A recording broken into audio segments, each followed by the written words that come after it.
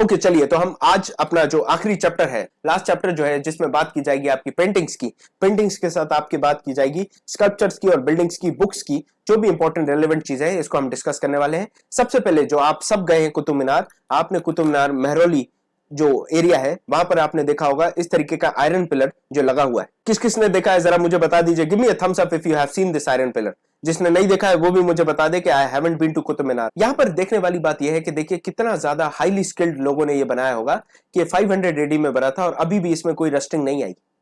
Rusting नहीं आने से आपको ये समझ में आता है कि उसके उस टाइम क्या टेक्नोलॉजी होगी, एंटी रस्ट टेक्नोलॉजी, जिसकी वजह से आज भी वो चीज बढ़िया तरीके से आपकी सस्टेन्ड है और आपको सामने दिख रही है बिना रस्टिंग के।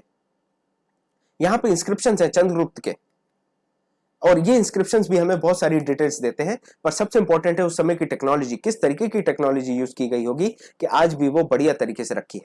अब देखिए हम बात करते हैं जो बिल्डिंग्स बनती थी वो बनती थी ब्रिक्स से या स्टोन से। कुछ कॉमन फीचर्स, जैसे हम सांची के स्तूप की बात करें, सांची के स्तूप भी आपने अगर देखा होगा, नहीं देखा है तो आप कोशिश करें एक बार यहां जाएं, काफी पीसफुल जगह है।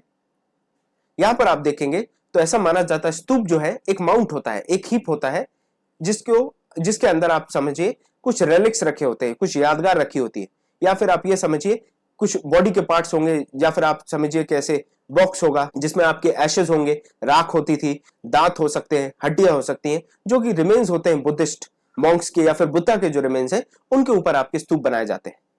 और उस स्तूप को आपके रिमेन्स को सेंटर में रख के उसके ऊपर से इस तरीके से अर्थ या फिर मिट्टी को डाल के एक हेमिस्फेरिकल स्ट्रक्चर बना दिया जाता है, और वो हेमिस्फेरिकल स्ट्रक्चर कहलाता है स्तूप। बाद में इस चीज को ब्रिक्स से कवर कर दिया गया, फिर उसके बाद पक्की जो ईंटें हैं उनसे कवर कर दिया गया और एक डोम का स्ट्रक्चर इन्हें ले लिया, और फाइनल स्ट्रक्चर आपको ऐसा दिखता है। और इसमें कहीं ना कहीं आप देखेंगे स्टोन स्लैब से भी इसको कवर कर दिया गया। स्टोन स्लैब से कवर करने के अलावा इसमें एक प्रदक्षिणा पथ है। प्रदक्षिणा पथ का अर्थ होता है, ये अगर आपका स्तूप है टॉप व्यू से, तो यहां पर आप उसके सर्कल लगा सकते हैं, इसको आप प्रदक्षिणा पथ कहते हैं, जहां पे आप एक सराउंडिंग रेलिंग्स होती है और यहां पे आप उसके अंदर चक्कर लगा सकते हैं। और यहाँ पे जो एंट्रेंस होगी वो गेटवे से होगी। आप ये एंट्रेंस देख रहे हैं, ये गेटवे है, और इनको आप तोरण कहते हैं। दो आपकी पैरेलल पिलर्स और उसके ऊपर तीन आपके ऐसे इस तरीके के पिलर। इन तोरन्स के ऊपर कहानियां दी गई हैं, आपकी जातक कथाएं या बुद्ध के बिफोर लाइफ से जो भी रिलेटेड स्टोरीज हैं उनके बारे में बताया गया है। और इन रेलिंग्स को काफी सुंदर स्कल्पचर से डिस्क्राइब किया गया। आप देखिए ये रेलिंग्स है, इनमें कहानियां दी गई हैं बुद्धा की जो बिफोर लाइफ थी या फिर जो प्रीवियस बर्थ में जैसे बुद्धा थे उसके बारे में डिस्कशन किया गया, उसके बारे में दिखाया गया स्कल्पचर्स के थ्रू। आप देखिए अमरावती का जो स्कल्पचर, ये जो स्तूपा है, इसका एक छोटा सा मिनिएचर मॉडल है जो 1 एडी में बना था। अमरावती का जो स्तूपा उसका ये मॉडल है, जहां पे बताया कितनी सुंदर तरीके से बनाया गया होगा पूरा। उसके बाद आप देखते हैं कि आर्टिफिशियली स्केप को बना के इसके अंदर हॉलो जनरेट किए होंगे और ये सुंदर नक्काशियां, ये स्कल्पचर्स बनाए होंगे, और फिर जो वॉल है उस पर पेंटिंग की होगी। तो इससे हमें समझ में आता है हमारे स्कल्पचर्स के बारे में, हमारी पेंटिंग्स के बारे में उस समय कैसी रही होंगी।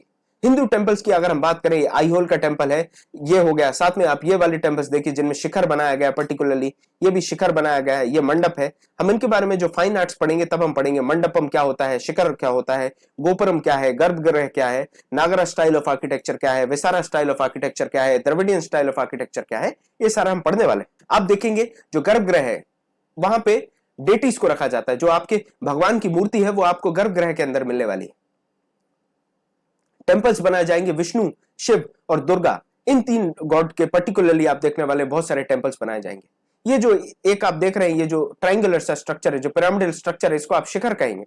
शिखर एक टावर होगा जो पर्टिकुलरली आपको गर्भगृह के ऊपर ही देखने मिलेगा। मंडपम जो है एक हॉल होगा जहां पे लोग असेंबल होंगे, यहां पर लोग जुड़ेंगे और यहां से अंदर जाके फिर दर्शन करेंगे। तो इस तरीके से आपको पूरी डिजाइन समझ में आनी चाहिए। महाबलीपुरम के जो स्ट्रक्चर है, ये महाबलीपुरम में जो स्ट्रक्चर है या फिर आईहोल में जो स्ट्रक्चर है, इनके बारे में मैं पिक्चर से समझाने की कोशिश कर रहा हूं कि कैसे बनाया गया होगा इनको, जहां पे आपको इंपॉर्टेंट जगह है गर्भगृह, साथ में शिखर और मंडपम, ये तीन आपको आर्किटेक्चरल पॉइंट ऑफ व्यू से याद रखने टेंपल्स के। अब हम बात करते हैं किस तरीके से इनको बनाया गया होगा। तो ये जो पूरे बनाए जाते हैं, चाहे स्तूपा है या टेंपल, इनको स्टेजेस में बनाया जाता है। और यूजुअली इतने बड़े मेगा स्ट्रक्चर के लिए फाइनेंस करने के लिए आप समझ सकते हैं जो किंग्स हैं और क्वींस हैं, वही ट्रेजर्स से, वही जो अपना रेवेन्यू है उससे ही इतने बड़े बड़े मेगा प्रोजेक्ट्स को बनाते होंगे। या फिर जो बड़े मर्चेंट्स हैं या परफ्यूमर्स हैं या फिर स्मिथ हैं, इनका कहीं ना कहीं बहुत ज्यादा इंपॉर्टेंट रोल रहता होगा इतनी बड़ी बड़ी बिल्डिंग्स बनाने में, चाहे टेंपल्स की बात करें या फिर हम स्तूपास की बात करें। फिर जो डिवोटीज हैं वो क्या करते होंगे, वो आप देखिए बड़े बड़े अच्छी अच्छी क्वालिटीज के पत्थर लेके आते होंगे क्वारीज से और ट्रांसपोर्ट कराते होंगे। फिर आप देखेंगे पिलर का शेप देना है, पैनल का शेप देना है, ये सारी चीजों का काम भी किया जाता होगा। और पोजिशनिंग का ये सारे काम डिवोटीज ही करने वाले हैं। डिवोटीज लेबर डिवोट करेंगे, जो बड़े पैसे वाले लोग हैं वो अपना ट्रेजर डिवोट करेंगे, या फिर आप देखने वाले हैं चाहे मर्चेंट्स हो या फिर आपके किंग्स एंड क्वींस है, वो लेबर नहीं देके वो मनी देंगे, वो फाइनेंस करेंगे और जो एफर्ट्स होंगे वो दिए जाएंगे आपके डिवोटीज को द्वारा। पेंटिंग्स की बात करते हैं तो अजंता में काफी इंपॉर्टेंट पेंटिंग्स हैं जो कि पर्टिकुलरली बुद्धिज्म से रिलेटेड है। यहाँ पर बुद्धिज्म से रिलेटेड काफी पेंटिंग्स आपको देखने मिलेंगी। ये जो है बोधिसत्व पद्म पाणी की है, क्योंकि इनके हाथ में जो है वो एक लोटस है। लोटस को आप कहते हैं संस्कृत में पद्म। तो पद्म पाणी बोधिसत्व की आपको पेंटिंग देखने वाली है अजंता के अंदर। पर्टिकुलरली अजंता में बुद्धिस्ट पेंटिंग ज्यादा आपको मिलने वाली है। और यहाँ पर आप देखने वाले हैं कि ये पेंटिंग्स अंधेरे में की कैसे होंगी। ये जो मोनेस्ट्री है यहाँ पे काफी अंधेरा है, और ये जो पेंटिंग्स है ये अंधेरे में टॉर्च की रोशनी से की गई होंगी, और उस समय टॉर्च जैसा कुछ नहीं होता था, तो कैसे इन पेंटिंग्स को बनाया होगा। और जो कलर बनाए गए इस पेंटिंग को करने के लिए वो मिनरल्स और प्लांट्स के द्वारा बनाए गए, मतलब आप समझ सकते हैं नेचुरली अवेलेबल चीजों से इन्होंने कलर्स बनाए और ये पेंटिंग की होगी। कुछ इंपॉर्टेंट बुक्स की बात करें, जो इलंगो अडगल नाम से एक राइटर थे संगम लिटरेचर के टाइम पे, उनने लिखा शिल्पाधिकरण।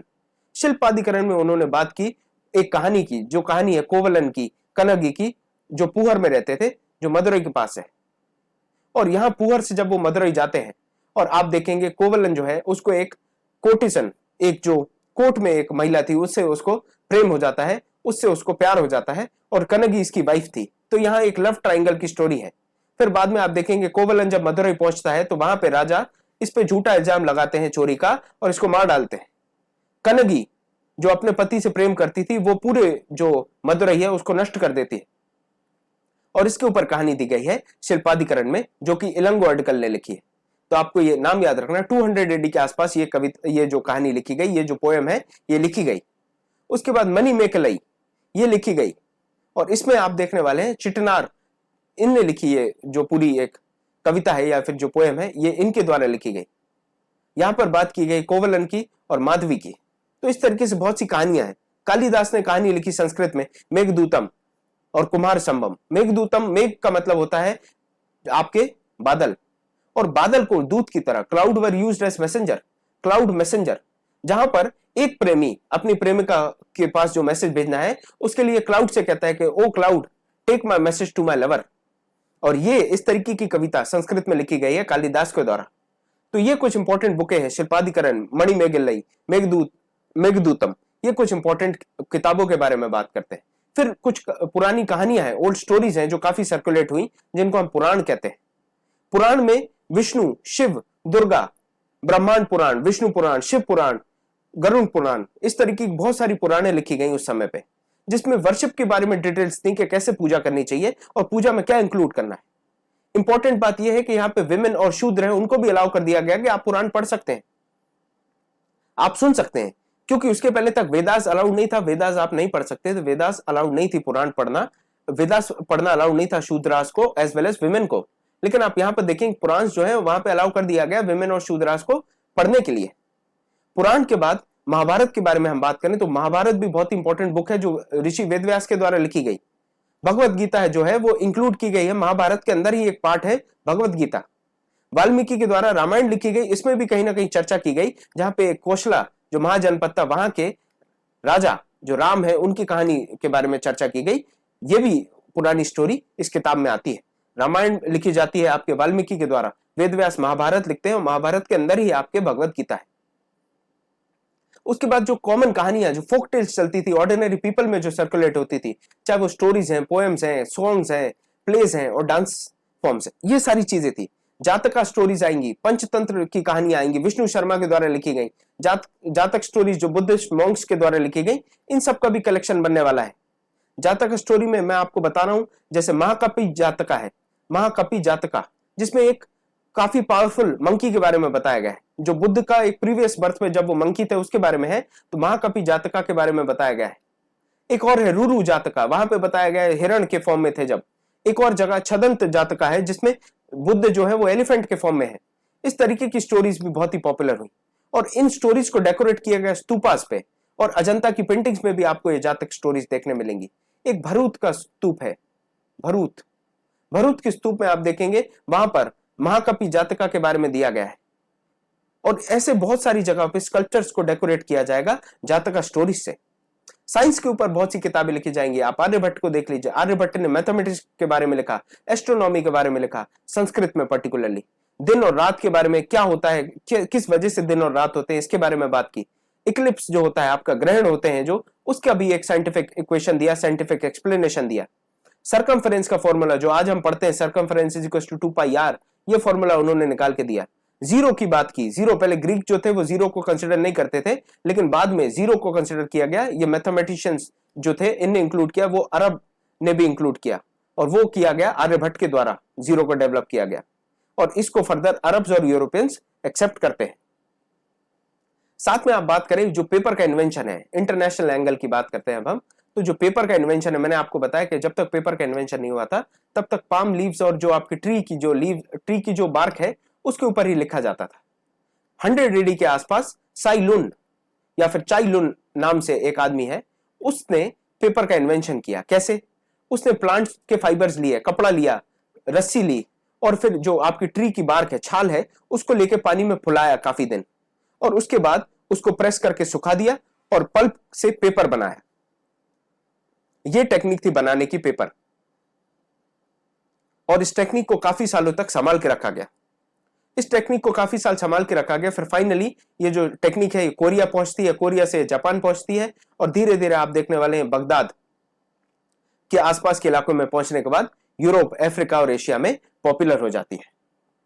तो ये पूरी कहानी थी, जहां हमने पढ़ा अफ्रीका के बारे में भी, पेपर के बारे में, कहां से चाइना से आने वाला है और यूरोप और अफ्रीका और एशिया में फैल जाने वाला है। यहां तक हमने डिस्कशन कर लिया। हमने आपके 1 से लेकर 12 तक पूरे चैप्टर कर लिए हैं। 6th की जो एनसीईआरटी है वो हमारी यहाँ पर कंप्लीट हो गई है, हमारा समराइजेशन कंप्लीट हो गया है, ये हमारा मैराथन सेशन खत्म हो गया। अब आपको यहाँ से कोई डाउट है तो मुझसे आप अभी कमेंट सेक्शन में पूछ लीजिए, मैं आपको 5 से 10 मिनट का टाइम देता हूँ, आप मुझसे सवाल पूछ लीजिए। हमारा पास्ट काफी ज्यादा ग्रेट है, और इसीलिए तो आप देखिए ना, हम कल ही बात कर रहे थे स्वामी दयानंद के बारे में। स्वामी दयानंद ने जब कहा गो बैक टू वेदास, या फिर हमारे पास्ट को पढ़ने की बात कही, वो इसीलिए कही गई थी क्योंकि वहां पे वो ऐसी सिचुएशन आ गई थी जहां पर हर इंडियन को ये लगता था कि हमारे पास कोई सिविलाइजेशन पास्ट है ही नहीं। जब एक व्हाइट मैन कहता था कि you are the burden, Indians you are the burden of our shoulder, तो वो मान ली जाती थी बात। क्यों? क्योंकि तब तक हमें अपने पास्ट के बारे में नहीं पता था, हमें अपनी सिविलाइजेशन के बारे में नहीं पता था। इसीलिए आज के समय में भी हिस्ट्री को जानना जरूरी है कि हम कहां से आए हैं, हमारी सिविलाइजेशन कितनी ग्रेट है, कितनी पावरफुल है, ये जानना बहुत ही ज्यादा जरूरी हो जाता है। इसीलिए हिस्ट्री पढ़ना जरूरी है।